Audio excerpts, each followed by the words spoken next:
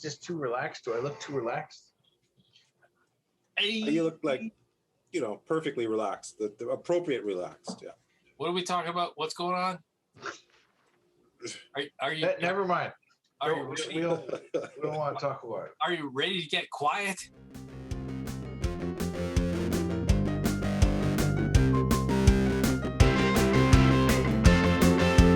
Primarily Critical.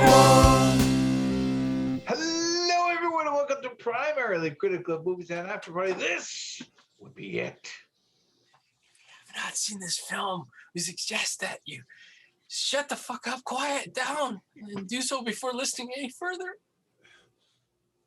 Because we've got spoilers, trivia, and opinions like crazy. And we cannot wait to share them. Good, bad, new or weird or gross. We're all gonna die because we pass judgment on them all. Today, public radio saves the world. My name is Steve. I'm here with Phil and John. And we're going to be talking about A Quiet Place Part 2. This is John Krasinski jam. I'm not John Krasinski, but I picked this movie. But I really enjoy this franchise, if we can call it that. I think we can safely call it a franchise at this point. You hope there's more. You guys enjoyed this movie? What was your thoughts? Initial thoughts? I thought it was quality entertainment, man. Yeah, I liked it very much. It was a very good monster movie. You remember when the first one came out and they had this like a string of stupid crap, like the bird cage. I think, did that come after? Yeah, it came after. Well, where if you open your eyes, because the senses will kill you, right? Yeah, Bird Box, right? Bird Box. It was Bird Box. Yeah, I think that came later.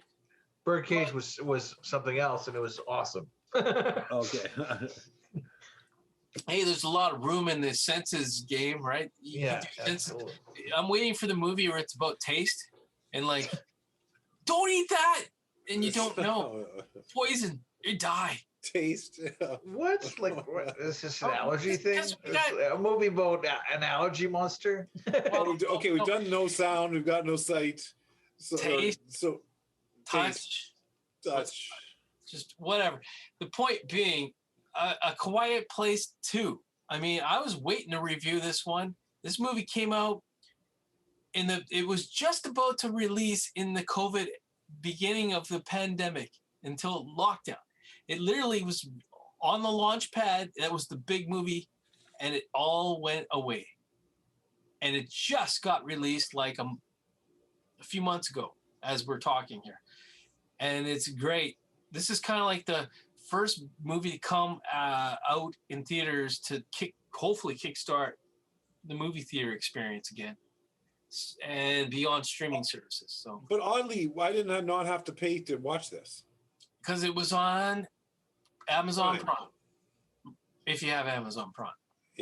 Yeah. So I enjoyed the movie, but as in all sequels, probably not as original, of course, as the first one, I think it was a different movie, and I really appreciated that they didn't try to remake the old one. I agree. This was a totally different movie, and it had a different feel, and it took up right where the old one left off. I like that. Yeah. It was nice. It was a nice yarn that they spun. It was a solid sequel. It was a solid sequel that continued the story, and it was satisfactory. Like Steve was saying, brought in new elements, new concerns, and a new story, a new character, even. And so it was. I thought they did a good job. I think they did a good job, and I'm in for part 3. But do you not think the sequel didn't give you too much information? They did reveal the monster the villain, the invader, alien. We don't know. We see a lot of it, right? We finally get to see it in action more in this movie.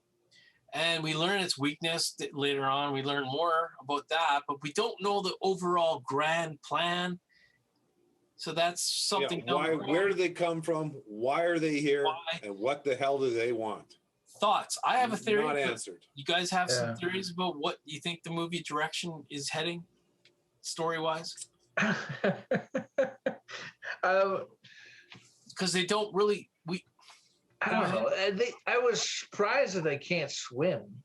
I was like, they can't swim. Earth. That is the weak spot in the movie, because now they're trying to reveal more about this alien or what have you, invader, water, and that's been a theme in a couple different sci-fi movies. Of note is War of the Worlds remake with Tom Cruise. Water was the Achilles heel, was it not? And the Signs, yes. Here we go again. These aliens, they didn't look like they were flying spaceships. They didn't land on Earth. They crashed on Earth. And Earth is like 75-80% water. I think. Do you guys think that these are the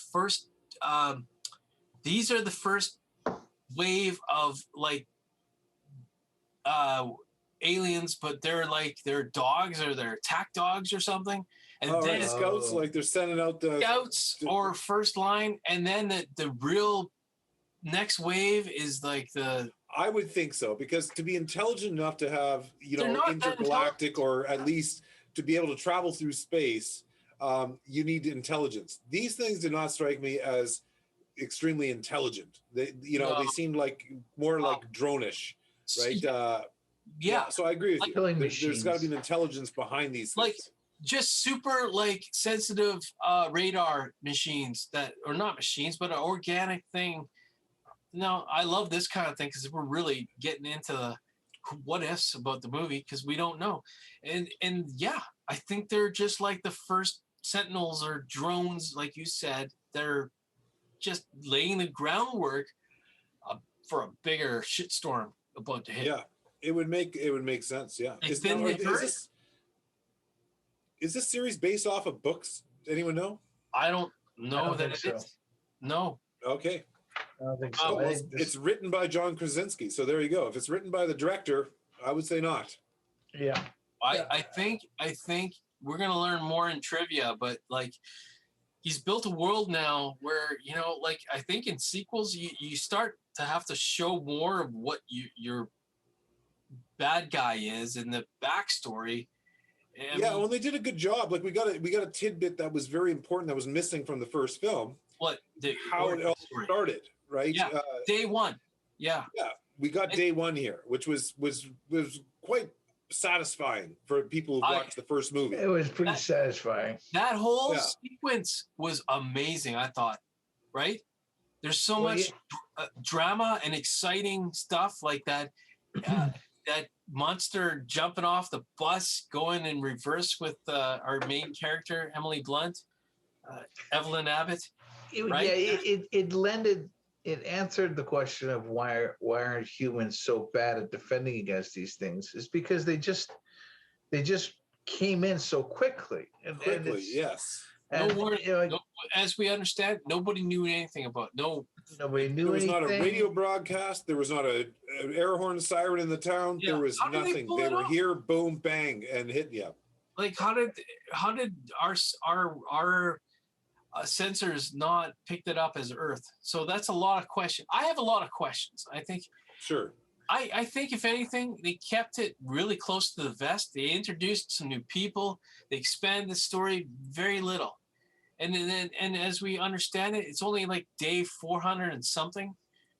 I mean, this is we're just getting started, really, right? So, yeah, there's lots of room for sequel here. Absolutely. I mean, they've laid the groundwork for. I hope so. Okay, I have a couple problems. Oh, okay, lay it on. Nature is pretty loud I mean, we like to think of nature as being pretty peaceful and away from the noises of the city, but nature is pretty loud, like wind blowing through the trees and water lapping on rocks and thunder. It's a pretty loud place. I'm wondering how you guys felt about how they handled that. The noises, it seemed like it was wishy-washy on the rules about what the alien could hear.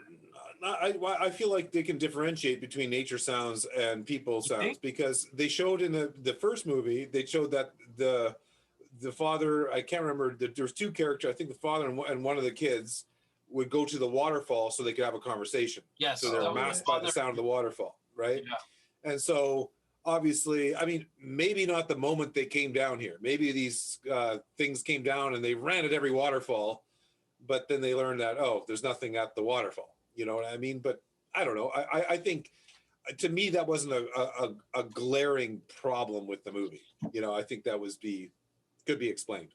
Okay. All right. Second thing, the bandits, the human bad guys. Yeah. That are trying to take advantage of the situation. Sure. They live on the docks. And it seems like this island is very close. They can even see it from the shore. Yeah, and they have boats. Okay. They have boats. You'd think the bandits would know about the island people. You would think. Because they're at the docks. Everyone that went to the island probably went through those docks to get to the island. Yeah. Oh, guys, I don't know. They need to answer some things. You know, I agree with you. It seems a little stupid, but maybe the one thing now that we talk about this and we really start to pull things apart a bit here is the whole water aspect. Humans would try everything to defend and attack, and they didn't try water. It should be like a fire. I didn't get the sense that water was like acid to them. Well, but it's just like, come on. Like, also the answer was just get on a boat. Well, this also says that there's probably lots of people, you know, there's tons of massive islands all over the world, right? So there's probably lots of people that are fine on islands. Well, the focus of the movie really stayed tight to that, still the area where they started from in the first movie, and it's like, yeah, we don't know what's going on in the rest of the world. They've really kept us in the dark about that. Yeah, and I think on purpose. It's like they just expanded the story a little bit, not enough, and then maybe that's if this is the last movie of the series, it's kind of going to be disappointing. Well, I'm just looking at the sheet here. It says that the budget was 55 to 61 million, and box office, which I find amazing. These stats are in so quick for a movie that was released so recently, but 290.5 million. Yeah. Well, so if these stats are true, then this was a huge success. Yeah. They've got a lot of funding to continue to go with it, and they have every reason to go with it. This is just a barely developed story. There's lots of room to continue this story. They definitely. And so everything here points to a continuing saga here. And so let's hope we'll get some more answers to the questions we're asking here. You know, I hope so, because it would be disappointing because there's too many questions. Let's move on from the questions. How did you guys? I enjoyed the acting in this movie. I think everything's top notch. Like the new additional cast. Emily Blunt is just great, and the kids, especially the boy, like the youngster at the beginning of the movie, he's playing baseball, and he sees the first attack, I guess you would say, and everybody at that ball game. And what's interesting to me is the poor kid is so overwhelmed with anxieties and nerves, and he's just suffers through the movie, and he does a great job of expressing, like, what a great job of getting emotion out of your actors to believe the fear. I physically winced more than once when he got caught in that bear trap. Oh, you thought yeah. You thought that was it. Yeah. Oh, yeah, I know. And he was was screaming like and you know exactly you can feel it. Yeah. Oh, and it's always about sound. Like I said, and he knows how detrimental is the scream, but he has that's how painful it is, you know. Come on, like and the whole thing with that chamber, that tank where they sealed the thing, and they so many seconds before we start running out of oxygen. Yeah, that was like, what an interesting thing to throw into a movie. They were at some kind of factory. Yeah, some kind of foundry. Yeah, and they had this soundproof thing, and it added so much tension. It was like a furnace. I think it was a big furnace. Yeah. And they just cleaned it out and we're using it as like a sleeping bay. Well, like a safety, like a panic room or something. Yeah. Like a backup.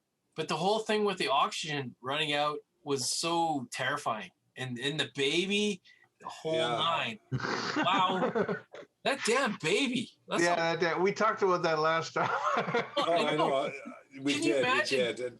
It's enough drama to have just yourself and then add some kids, but then add a fucking baby into the mix.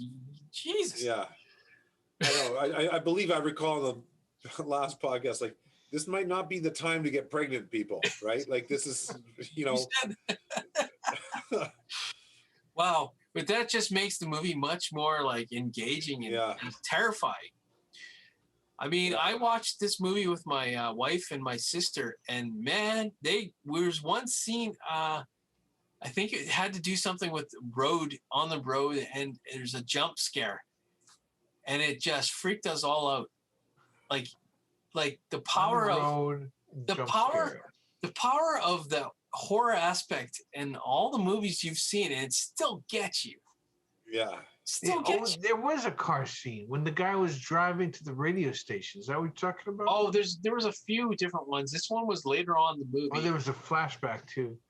No, this was like in the current time, and it was later on in the movie. Sorry, I don't remember exactly, but there's awesome horror aspect to this movie. It's a horror movie to me. Yeah, sure, sci-fi tinge. I almost rewound to check this out because I wasn't certain. But on the island, was there a scene? Okay, when the boat that carries over a creature to the island, was it just one creature? Yeah, I think so.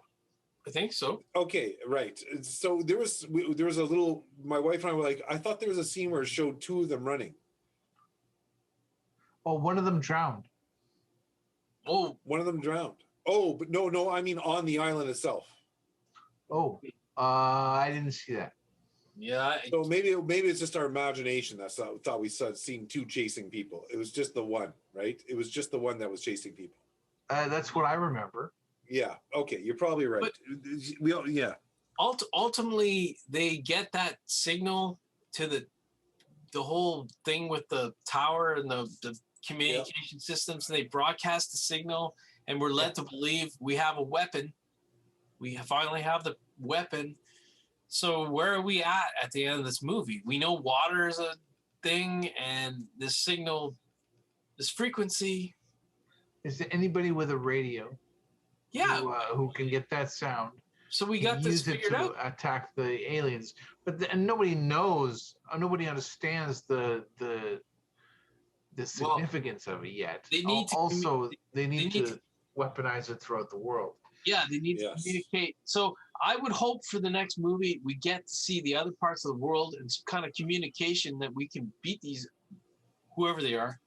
And then we talked about, well, what's the next wave of invaders gonna do?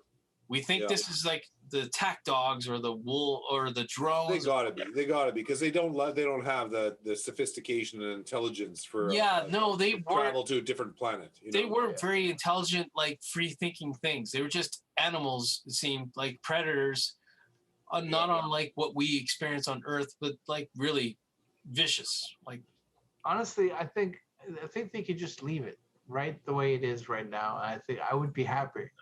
I want more. You want more? Okay, because they made the little franchise 28 days later, and then they had the sequel 28 weeks later, and that was a nice short little franchise that I really liked. I really liked it. I thought this might work for a Quiet Place. Yeah, I think you could leave it here because you have a resolution that you could. The mind says, hey, this obviously people learn to figure out how to spread it around the world, and we'll get this under control. So you could wrap it up there. But I agree with you, Phil. I think there's massive potential to go much bigger with this. And we'll get into trivia. We'll get into trivia later, but I think we could see a third movie, but with different players involved creating the movie, possibly. But I need more. I need more. I need more. Another one without the without the Abbotts. They have a last name Abbott. Well, you could have the Abbott children. Well, you could have the Abbotts, but Abbott could become more significant. I mean, you could take these people into the next movie. Yeah. Obviously, we got to consider the daughter. Sorry, with the hearing impediment. She's I think like the main character going forward. She's kind of like she spearheaded, picked up the torch from Dad, and carried on. Yeah. To do and she was ballsy, man. She went out there on her own, right? And she was gonna what is with these kids wandering around? Her brother was the same way. He just wandered around. I know. She goes, stay here, and he's like, okay, and then he doesn't stay there. And look at all the problems that happened because he didn't stay there. Regan Abbott. She is I think she's the main character going forward down the road. They could do the next generation, Quiet Place 3, and the baby is going to grow up and I got this. Yeah. Baby. Grow up with shotgun fur. Yeah. I almost died many times from oxygen deprivation. Yeah. Hopefully they...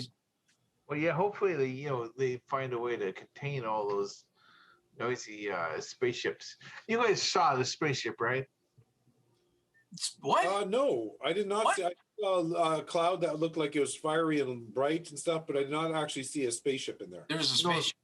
No, not in the way you're hearing it.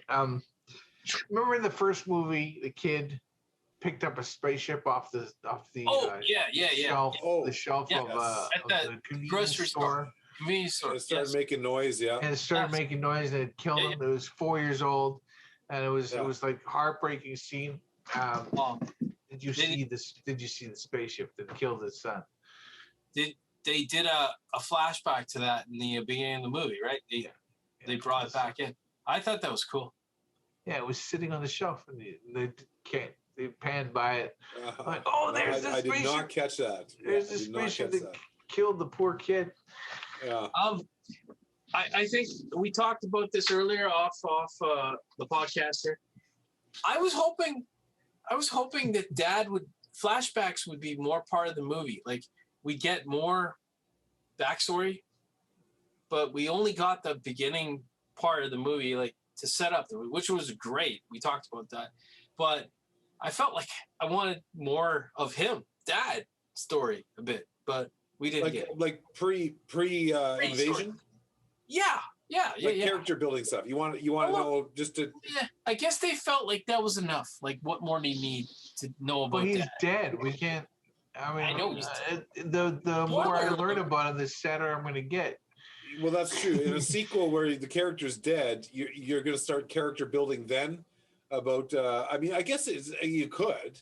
I just but thought. I agree with Steve. That just makes it more tragic. I mean. Well, okay, not necessarily about Dad, but more like backstory with other parts of the world to fill in maybe more backstory. Like we got day one. We start day one, and then we just jump to. But you would have to. Sorry, go ahead, Steve. I was gonna say you wanted a narrator. No. We could have. I don't know. We could have. Because we're only looking at this through the Abbott's point of view, right? I mean, to go inside what's happening in the other part of the world, we saw day one, and we know that they knew nothing about what's going on in the other part of the world, right? So, so to bring in what's going on in the other part of the world, you have to now leave the Abbots, and that would be a very that's sharp turn in the movie. I think that maybe that's where they're going to go in the future. Maybe not if they do one. I guess I just was craving so much more answers that I just was left. Well, that's the genius of trying to make a franchise that's going to go on and on, right? Because very true. People want more. They want answers, right? So you know the special sauce to the sequel. You do. Yeah. Well, if Quiet Place 3 comes out, I mean, let's face it, are we not all going to go watch it now? We're all going to go watch it now. Yeah. We're all going to go watch it. I'm in. We're invested. Yeah. Okie doke. I like that. Let's get into this trivia. On the Big Picture podcast, John Krasinski stated that he originally did not want to be involved in this sequel.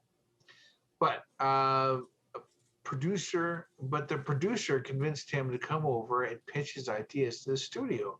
After 3 weeks, they asked him to write the story. The idea that directorial duties would be handed over to other filmmakers. Krasinski finally offered to come back and direct, jokingly suggesting that he was Jedi mind tricked into signing on to the sequel. Oh, yeah. Yeah, I could see that. Well, okay, that makes me rethink how a franchise here. It doesn't sound like, because he is the writer, and it really sounds like his mind was not, certainly from the point of inception, was not on a continuing saga here. Wow. So, yeah. Well, he was probably gunning for a paycheck where he didn't have to work for it. Yeah. He's like, could be. Yeah, the studio wanted to pay him money to get, like, we'll take this movie off your hand. We'll buy the movie. We'll buy the franchise, the rights, and all the sequels and everything else. And then, but we want to hear a couple of ideas, and then they tricked him into. Well, I'm glad he was on board again because he did a wonderful job. He's great. I mean, we've watched a few movies now by his direction, right? We did the other one with the family. He was the director on that one. I forget the name. Yeah, the O'Briens, was that it, or no? It was the family one where the mother died. Yeah. Oh, the weird brother. The Cranks or the Cracks or the. Oh man, it's terrible. We've done so many shows, guys. Yeah, I know. Ladies and gentlemen, we hundreds of shows. Check them all out. Yes. But a plug.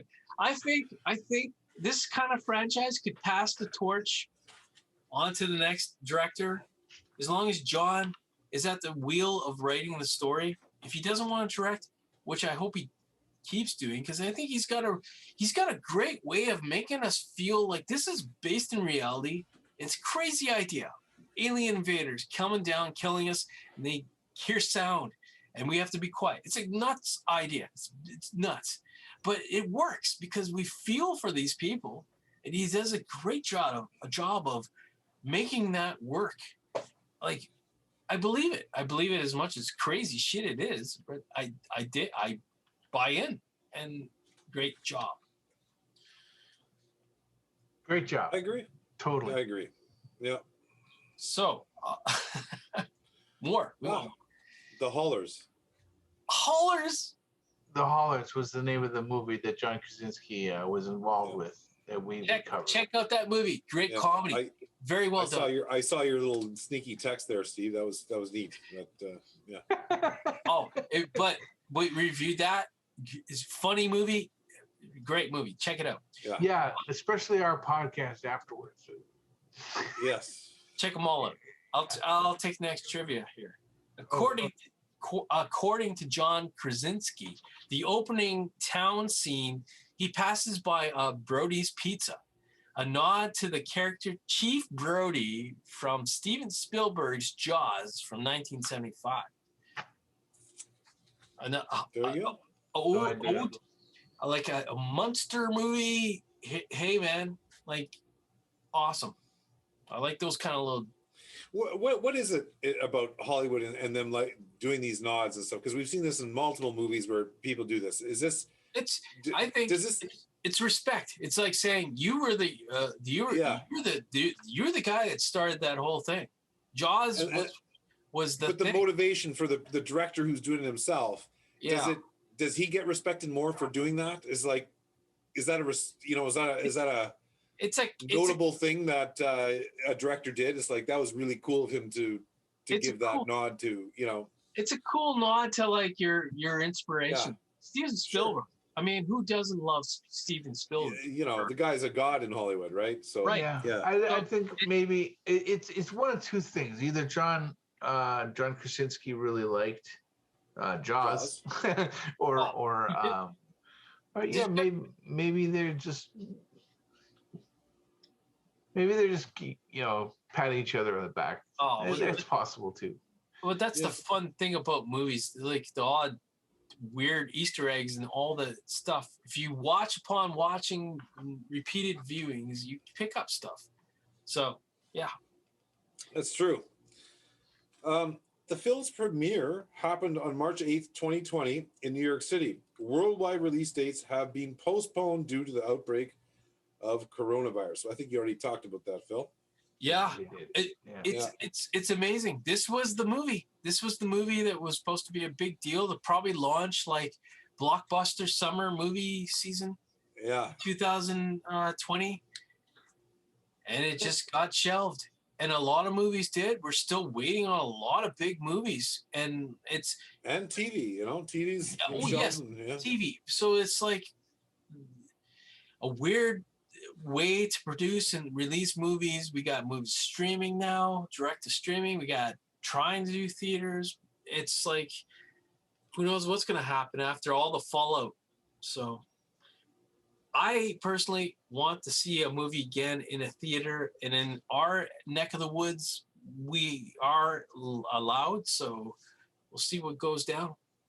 Thoughts, guys? You want to get out there? There's going to be either a Marvel movie or a Star Wars movie come December. Maybe it's a new Spider-Man one. Anyway, I'm really looking forward to hitting the theater at some point. Yeah, but, I'll only do it when it's safe. That's the whole deal, right? So, anyways, I could take the last. Oh yeah, go for it. Trivia, sure, man. Described as a classic horror film by revered director William Friedkin. In a tweet. Friedkin. Okay. In a tweet dated May 29th, 2021, the tweet ended with "Cinema is back." That's that's a good compliment from a revered film director. Sure. I'd say yes. I mean, yes. I mean, maybe this is the movie that really kickstarted. You guys see this on the big screen. I totally support that idea. Like, I don't know that I want to always be in my basement or whatever how you watch movies. I want to be a sociable experience as I like it. And I don't know if I'll be going to the movie theaters as often as I used to. Well, but I definitely miss it. I mean, I have you guys ever gone to the VIP theater? Oh yeah. No, I've never. What is this? There's a VIP theater in Winnipeg where you can go and it's on McGilvery, I think. Yeah, where they serve you, right? And they serve you a meal and like they bring you beer and they oh nice and like you sit in a bar and wait for somebody to call out your movie. And then you're led to your seat, and it's a very big and comfortable seat. You have a table, and it's expensive, but Okay. it's a night out, right? It's a real Sure. Yeah. You know what? Nothing beats the big screen and the big audio system. That Steve, I went and saw a Bond, probably the last Bond movie at that theater, and it's just the way to do it. If you can spend some money, support your local theater, do it. I mean, we need. I do not want to lose this, and it's terrible. A pandemic could throw the whole thing off, but we'll see what happens, right? We'll see what happens.